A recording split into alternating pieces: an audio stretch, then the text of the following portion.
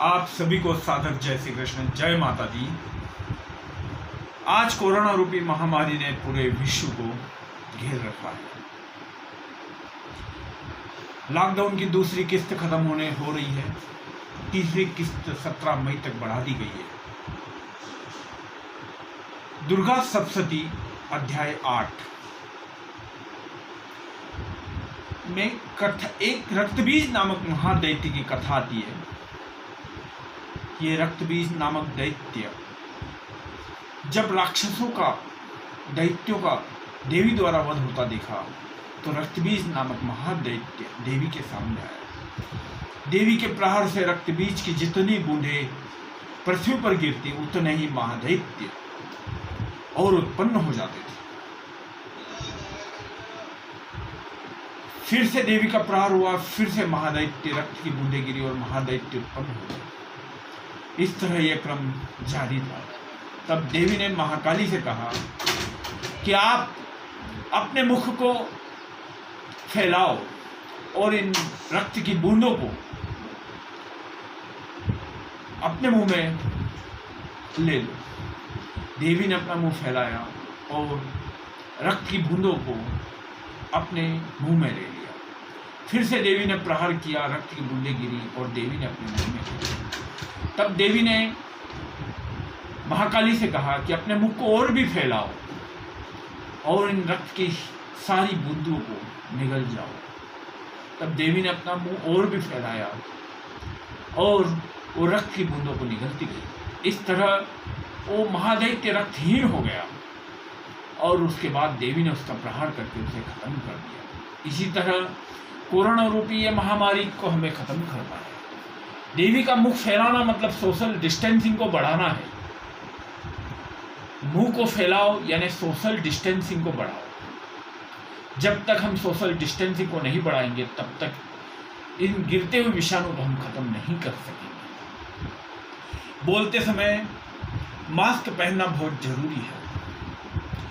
बाहर जाते समय या दुकानों में परचेजिंग करते समय भी हमें सोशल डिस्टेंसिंग बनाना बहुत जरूरी है। सब्जी लेते समय, किराना लेते समय, मैंने कई जगहों पे देखा है कि किराना लेते समय, भाजी लेते समय बहुत से लोग सोशल डिस्टेंसिंग का वापर नहीं कर पा रहे हैं।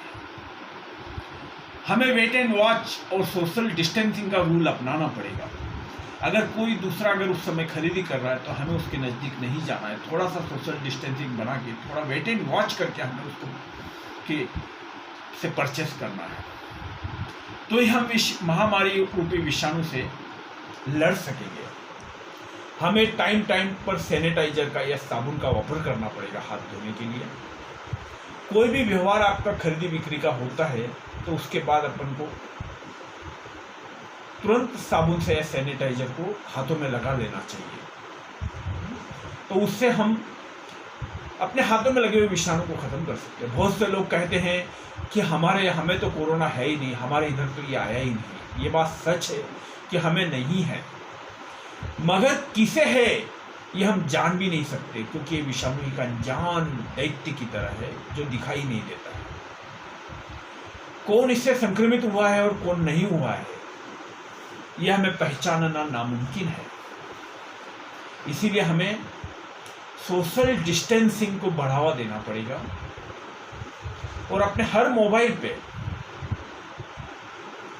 कोरोना रूपी ऐप को डाउनलोड करना पड़ेगा और हमें इस सोशल डिस्टेंसिंग को बढ़ावा देना पड़ेगा।